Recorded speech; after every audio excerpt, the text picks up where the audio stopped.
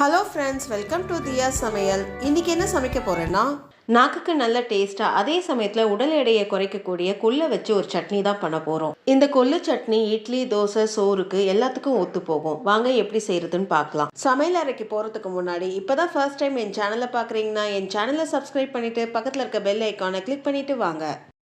100 gram கொள்ளு எடுத்திருக்கேன். கொள்ளில் குட்டி குட்டி கல் இருக்கும், அதனால் நல்லா க்ளீன் பண்ணி எடுத்துகிட்டு அதுக்கப்புறம் பேனில் சேர்த்துக்கோங்க.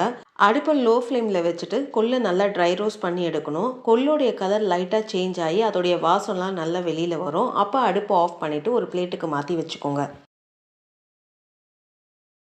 நல்லா ட்ரை ரோஸ்ட் ஆகி அதோடைய கலர் நல்லா சேஞ்ச் ஆகி வந்திருக்கு. இதுக்கு மேலே நம்ம வறுத்தோம்னா கொள்ளு வந்து கருப்பாகிடும். இந்த ஸ்டேஜில் ஒரு பிளேட்டுக்கு மாற்றி வச்சுக்கோங்க. கொள்ளு வறுத்த அதே பேனில் 1 ஸ்பூன் எண்ணெய் சேர்த்துக்கோங்க. எண்ணெய் சேர்த்து நல்லா சூடான பிறகு 1/4 ஸ்பூன் சீரகம் சேர்த்துக்கோங்க. 1 டேபிள் ஸ்பூன் கடலைப்பருப்பு சேர்த்துக்கோங்க. கடலைப்பருப்பு சேர்த்து லைட்டாக வறுத்து விட்டுக்கோங்க. அதோடைய கலர் லைட்டாக சேஞ்ச் ஆகிற அளவுக்கு வறுத்து விட்டுக்கணும். கடலைப்பருப்புடைய கலர் லைட்டாக சேஞ்ச் ஆகி வருது. இப்போ இதில் 6லேருந்து 10 வரமிளகாய் சேர்த்துக்கோங்க. உங்கள் காரத்துக்கு ஏற்ப கூடவோ குறைவோ சேர்த்துக்கோங்க. வரமிளகாய் சேர்த்து ஒரு 15 செகண்ட் நல்லா வறுத்து விட்ட பிறகு 8லேருந்து 10 பல்லு பூண்டு சேர்த்துக்கோங்க. 10லேருந்து 15 சின்ன வெங்காயம் சேர்த்துக்கோங்க. சின்ன வெங்காயம் சேர்த்து நல்லா வதக்கி விட்டுக்கோங்க. வெங்காயம் நல்லா சாஃப்ட் ஆகிற அளவுக்கு வதக்கி விட்டால் போதும். ஒரு 2 நிமிஷத்துலேயே வெங்காயம் நல்லா சாஃப்ட் ஆகிற அளவுக்கு வதங்கி வந்துடும். வெங்காயம் நல்லா சாஃப்ட் ஆகிற அளவுக்கு நல்லா வதக்கி விட்டாச்சு. இப்போ இதில் அரை நெல்லிக்காய் சைஸுக்கு புளி சேர்த்துக்கோங்க. ஒரு பத்த தேங்காவை பொடிசாக நறுக்கி சேர்த்துக்கோங்க. தேங்காய் உங்களுக்கு ஆப்ஷனல் தான், தேவைப்பட்டால் சேர்த்துக்கோங்க, இல்லைனா வேண்டாம். தேங்காய் புளி சேர்த்து நல்லா ஒரு 2 நிமிஷம் வதக்கி விட்டுக்கோங்க.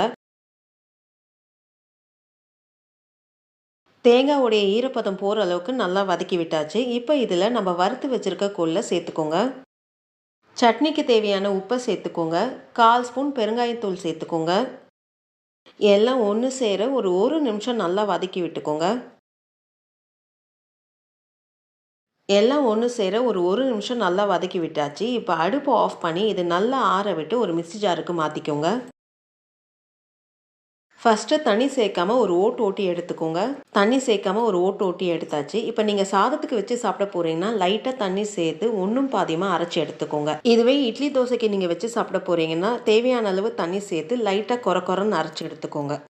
இட்லி தோசைக்கு ஏற்ற மாதிரி லைட்டாக கொரன்னு அரைச்சி எடுத்தாச்சு. இப்போ இதை ஒரு கிண்ணத்துக்கு மாற்றிட்டு தாளித்து கொட்டிக்கோங்க. தாளிக்க ஒரு கரண்டி எடுத்துக்கோங்க. கரண்டியில் கொஞ்சம் எண்ணெய் சேர்த்துக்கோங்க. கொஞ்சம் கடுகு, கொஞ்சம் உளுந்து சேர்த்துக்கோங்க. கடுகு நல்லா வெடித்து உளுந்து லைட்டாக செவக்க ஆரம்பிக்கும் போது கொஞ்சம் கருவேப்பிலை சேர்த்துக்கோங்க. கருவேப்பிலை நல்லா புரிஞ்சு வந்த உடனே தாளிச்சதை சட்னியில் கொட்டிக்கோங்க.